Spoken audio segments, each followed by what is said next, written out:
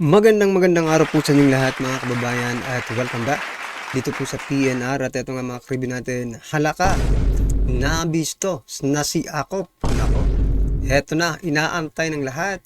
Korte kumalas na, timbog ang resibo na huli. Yan mga kababayan, patungkol po yan ang ating alamin at bibigyan ng komento ngayong araw na ito. At eto na nga, simulan na natin to. Sawa na ang bayan ko sa magnanakaw na tao.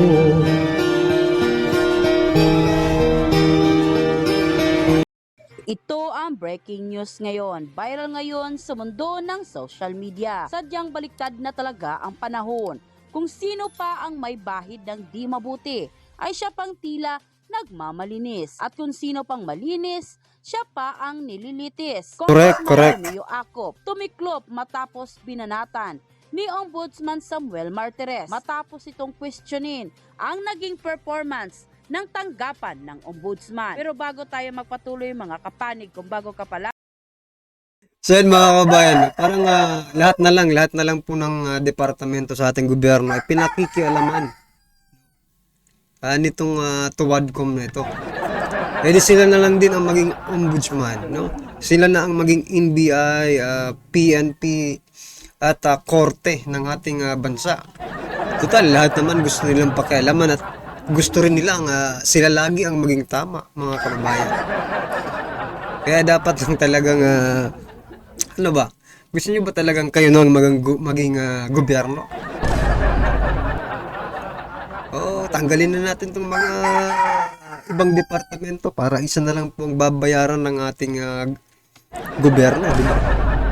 Ito, ano na to parang duplication of functions, no? Yung ginagawa po ng Tuwadcom. lamang sa aming channel ay huwag kalimutang mag-like, subscribe at i-click ang notification bell para mas maging updated ka palalo sa lahat pa ng mga bagong videos na i-upload namin. Yan, At yun subscribe na nga, po kayo mga kapanig, kababayan. Congressman Romeo Acop at Ombudsman Samuel Martires nagkasagutan sa budget hearing sa Kongreso dahil sa di umano'y question ni Congressman Acop ang naging performance ng naturang tanggapan. Ayon kasi kay Acop ay bumaba ang conviction rate ng ombudsman na siyang pinalaga naman ni Martires. Supalpal nga ang inabot ni Congressman Acop na di umano'y nagmamarunong sa batas at pawang grandstanding lamang ang ginagawa sa Kamara. Ayon pa nga sa kilalang political blogger na si Jason Sa. And I quote, 2 araw nagpapakalat ng paninirang puri laban kay former President Rodrigo Duterte na war on drug post attributed to Antipolo City Representative Acop. Post na pinagbasihan ay mula sa isang kilabot at wanted na kriminal na sangkot sa drug, smuggling at trading. Na pinagbasihan sa statement ni Kong Acop ay iyong at large na may patong-patong na kaso sa korte. So, yun nga po mga kababayan, sa administrasyon pong ito, no, ang pinakikinggan po nila, eto simula nung nagsimula po yung investigation nila dito sa mga Duterte, lahat na lang po ng kanilang kinukuhang witness, no, ay puro mga may bahid po ang pagkatao, mga kababayan. I mean, yung kukuha na lang kayo ng mga scripted witness, no? Yun pang hindi walang credibility. Yung iba galing sa loob. Hindi lang yung almost, no? Almost of the witnesses are coming from the believed, mga kabayan. So, tapos ito pa, may nababalita. Itong sabi ni Sir Jason Sa, wanted na kriminal, sangkot sa drug, smuggling and trading. Mga kababayan, yun po ang pinaniniwalaan nila. Anong klaseng ano ito, mga karibin natin? Anong klaseng kalokohan to? Bigla ko tuloy naalala at natatanong ko kung ikinatawa ng Antipolo City is one of the same police officer Acop na sangkot sa kasong may kinalaman sa droga, hold up at sangkot sa Kuratong Baleleng Group Massacre. End quote. Nang dahil nga sa nangyaring ito, nabisto tuloy ang baho ni Congressman Acop na dati di umanong sangkot sa kontrobersyal na kuratong Baliling Group sa Mindanao. Nang So yan mga kababayan, ha? May mga hudas talaga eh. Akala ko yung hudas dyan sa kamera, no? Eh, si ano lang, yung mga makabayan block. Eh, ngayon na patuloy silang nag-iimbestiga sa Duterte. Nakikita rin ng taong bayan yung mga background nila. Like this one, si Representative Acop. Pati si, yung nanlilisik yung mata, mga kababayan. Sino to? Si Paduano, Representative Paduano, di ba? Ngayon sila itong gusto nilang siraan, no? Batuhin ng marurumi, no? Or putik itong si President Duterte and Vice President Sara Duterte. But mga karibin natin, ang nangyayari kasi, yung ating mga kababayan, hindi po sila parang nag-i-stay lang. Tanggap kung anong binabato ninyo. They are doing research, mga karibin natin. Nagre-research po sila. Kaya ito, na-research po nila na ito pa lang si Representative Ako, no, is being linked, no, sa kuratong Baliling. Yan, mga karibin natin. At ito namang si Paduano, mismong si Senator Bato de la Rosa ang nagbulgar sa kanyang masamang pagkatao. Abay, destroyer pala ito ng bansa eh. Ito ang totoong destabilizer. Huwag kayong magturo ng turo. Nandyan lang sa tabi nyo, hindi nyo pa maituro, di ba? Representative Paduano,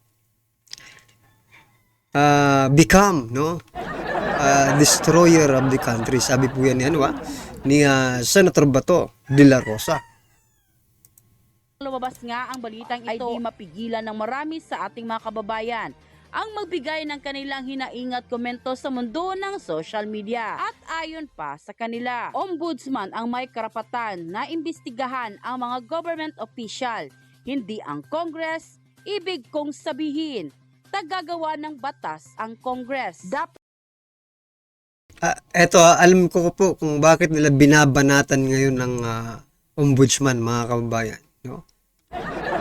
Bakit nila binabanatan? Bakit sila galit sa ombudsman? Kasi sabi po ng ombudsman, wala po silang nakikitang grounds, no, to impeach Vice President Sara Duterte. Ibig sabihin, mga kababayan, yung pinaghirapan nila for the very long time dyan sa pag-iimbestiga, paggawa ng kung ano-anong maikakaso kay Vice President Sara Duterte, wala. Lahat po naglaho sa isang statement lang ng ombudsman. Even the Supreme Court nagsabi na no, na walang ground for impeachment. Kaya galit na galit po sila dito kaya Ombudsman Samuel Martires, yan, mga karibin natin. Dahil nga, yung pinaghirapan nila, simula sa umpisa, coming from the Department of Education, patungo po dito sa Office of the Vice President, nako, mga kababayan, I think, 6 months ba? 6 months ba nilang tinira? Si Vice President Sara Duterte, or more than 6 months, mga karibin natin, yung mga, di ba? Dahil sa simula nilang maupo sa administrasyong ito, gumawa na po sila ng mga paraan to investigate Duterte. Diyan na nagsimula yun eh. And I think, ang tagal na rin eh. Siguro ang laki na rin po ng nagastos ng ating gobyerno dahil po dyan sa mga hearing nila. Kaya dapat lang na kayong mga tuwadcom kayo, no? 4 na komite yan eh. Kaya tuwadcom, yan, mga karabin natin. Dapat, maaari pong maging sang-ayon kayo sa sasabihin ko. Kasi, it's for the good of everyone. Diba? Ano po yung sinasabi ko? Ito pong sinasabi ko. Itong tuwadcom, mga kababayan, ay dapat na sigurong i-abolish to. Bukod sa, wala naman silang napapala. O sige, let's say nakagawa kayo ng law, di ba? Or mayroon kayong pinagtibay, no? Ni-refurbish, no? Na batas, no? Mas pinaganda nyo pa yung isang batas. Okay, let's take that, mga kababayan, okay? Okay, palakpakan po natin sila kung may napagtibay silang batas. Ang pangalawa namang cons, kung baga, dito sa ginagawa nila, ay wala na silang ibang nagagawa eh. Diba? Wala na po silang ibang nagagawa. They're just focusing on Duterte, mga kababayan. At, to the expense of the Filipino people. Gastos yan eh. Diba? Anong ginagastos nyo dyan? Diba? Pera naman ng taong bayan. Ang tanong nga dito, why are they doing this, mga kababayan? Bakit nila ginagawa to? May kumpas ba ito sa taas? Or doon sa pinakataas? Or yung nasa likod ng pinakamataas? Diba?